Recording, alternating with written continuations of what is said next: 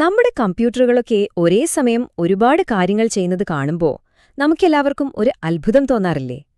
സത്യത്തിൽ ഈയൊരു മാന്ത്രികവിദ്യയ്ക്ക് പിന്നിൽ രണ്ട് പ്രധാനപ്പെട്ട ആശയങ്ങളുണ്ട്: കൺകറൻസിയും സിൻക്രണൈസേഷനും. കേൾക്കുമ്പോൾ കുറച്ച് സങ്കീർണമായി തോന്നാം, അല്ലേ? പക്ഷെ പേടിക്കണ്ട.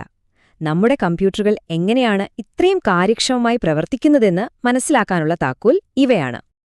ഒന്ന് ആലോചിച്ചു നോക്കിയേ, നമ്മളൊരു പാട്ട് കേട്ടോണ്ടിരിക്കുമ്പോൾ തന്നെ ഒരു ഡോക്യുമെന്റ് ടൈപ്പ് ചെയ്യുന്നു, അതേസമയം തന്നെ ഒരു ഫയൽ ഡൗൺലോഡും ചെയ്യുന്നു. ഇതെങ്ങനെയാ സാധിക്കുന്നത്?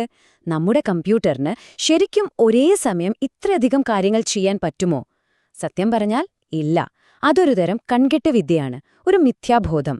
അപ്പോ ഈ മായാജാലം കമ്പ്യൂട്ടർ എങ്ങനെയാണ് കാണിക്കുന്നതെന്ന് നമുക്കിന്ന് വിശദമായിട്ട് നോക്കാം.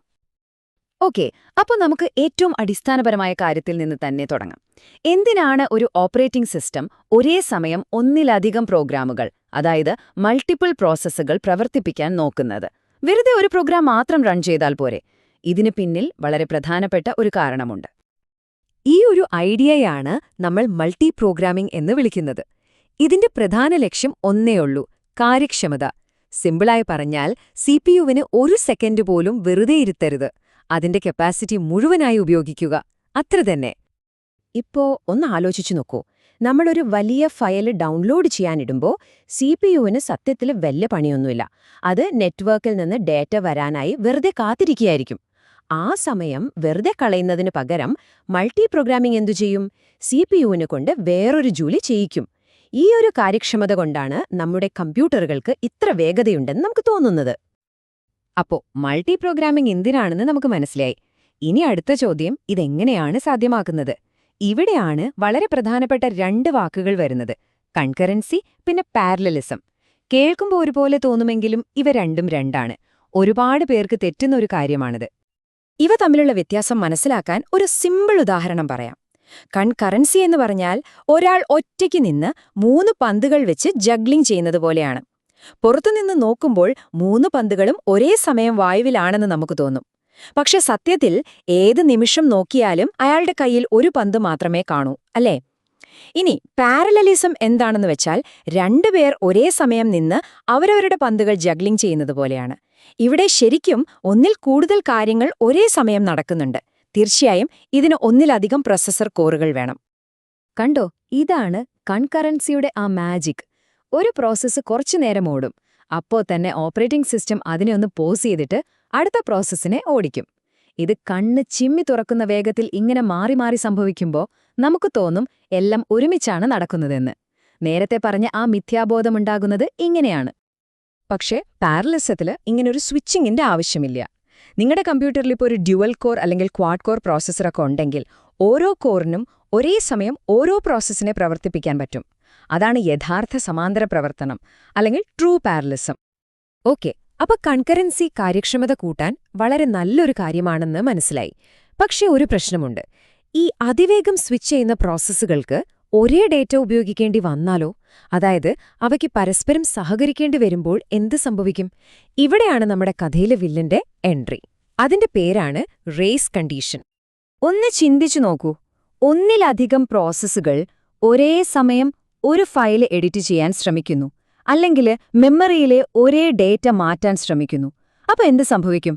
ആരാദ്യം ആ മാറ്റം വരുത്തും? അവസാനം കിട്ടുന്ന റിസൾട്ട് എന്തായിരിക്കും? ആകെ കൺഫ്യൂഷനാവില്ലേ? ഈ പ്രശ്നം കൃത്യമായിട്ട് മനസ്സിലാക്കാൻ നമുക്ക് വളരെ ഫേമസ് ആയൊരു ഉദാഹരണമെടുക്കാം: പ്രൊഡ്യൂസർ കൺസ്യൂമർ പ്രോബ്ലം. സംഭവം സിമ്പിളാണ്. ഒരു പ്രോസസ്, നമുക്കതിനെ പ്രൊഡ്യൂസർ എന്ന് വിളിക്കാം, അത് ഒരു കോമൺ സ്പേസിലേക്ക്, അതായത് ഒരു ബഫറിലേക്ക് ഡേറ്റ എങ്ങനെ ഇട്ടോണ്ടിരിക്കും. വേറൊരു പ്രോസസ്, അതായത് കൺസ്യൂമർ, ആ ബഫറിൽ നിന്ന് ഡേറ്റ എടുത്തോണ്ടുമിരിക്കും. ഇപ്പോ ബഫറിൽ എത്ര ഐറ്റംസ് ഉണ്ടെന്നറിയാൻ ഇവർ രണ്ടുപേരും കൂടി കൗണ്ട് എന്നൊരു വേരിയബിൾ ഉപയോഗിക്കും. ലോജിക് വളരെ സ്ട്രെയിറ്റ് ഫോർവേഡാണ്.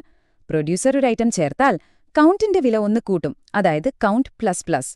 കൺസ്യൂമർ ഒരു ഐറ്റം എടുത്താലോ കൗണ്ടിന്റെ വില 1 കുറയ്ക്കും, കൗണ്ട് -. എന്ത് സിമ്പിൾ അല്ലേ? പക്ഷേ ഇവിടെയാണ് ട്രാപ്പ്. കാര്യങ്ങൾ നമ്മൾ വിചാരിക്കുന്നത്ര ലളിതമല്ല. കാരണം നമ്മൾ കോഡിൽ കൗണ്ട് ++ എന്ന് സിംപിളായി എഴുതുമെങ്കിലും കമ്പ്യൂട്ടറിന്റെ മെഷീൻ ലെവലില് ഇത് ഒറ്റയടിക്ക് നടക്കുന്ന ഒരു കാര്യമല്ല. ഇതൊരു 3 സ്റ്റെപ്പ് പ്രോസസ്സാണ്. സ്റ്റെപ്പ് 1, കൗണ്ടിന്റെ ഇപ്പോഴത്തെ വില ഒരു താൽക്കാലിക മെമ്മറിയിലേക്ക്, അതായത് ഒരു രജിസ്റ്ററിലേക്ക് ലോഡ് ചെയ്യും.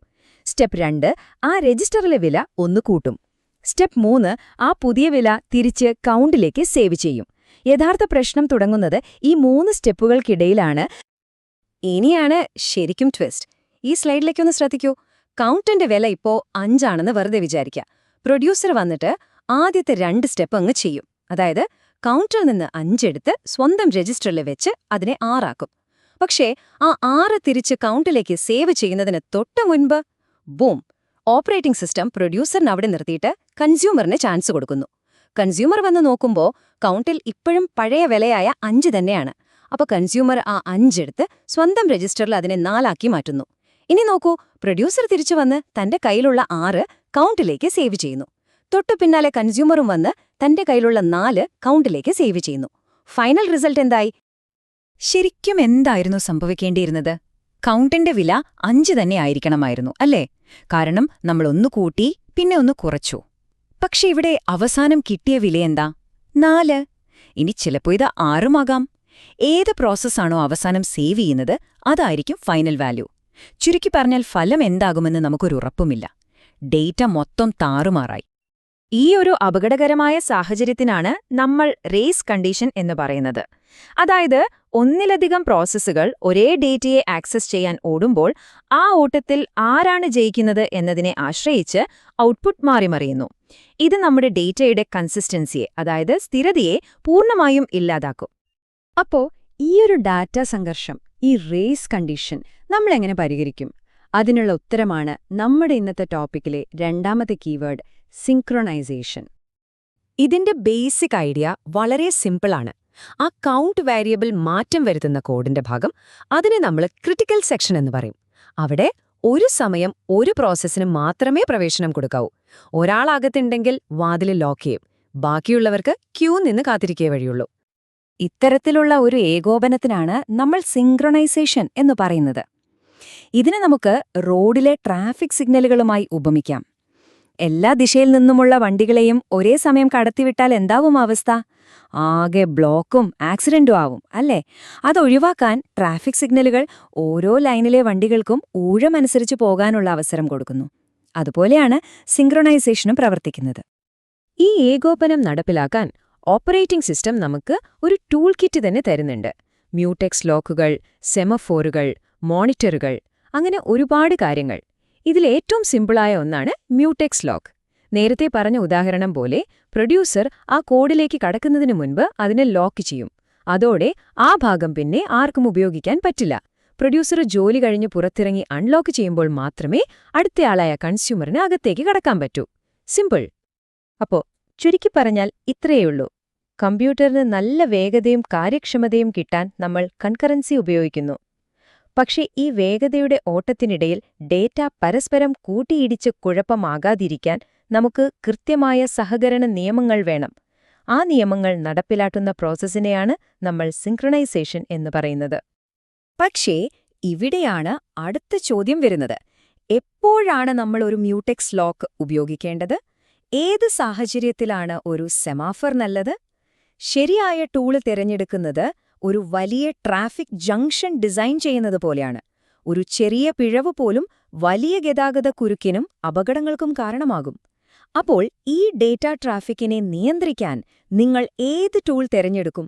ഈയൊരു ചോദ്യം നിങ്ങൾക്കായി വിട്ടുകൊണ്ട് നമ്മൾ നിർത്തുന്നു. ഒന്ന് ആലോചിച്ചു നോക്കൂ.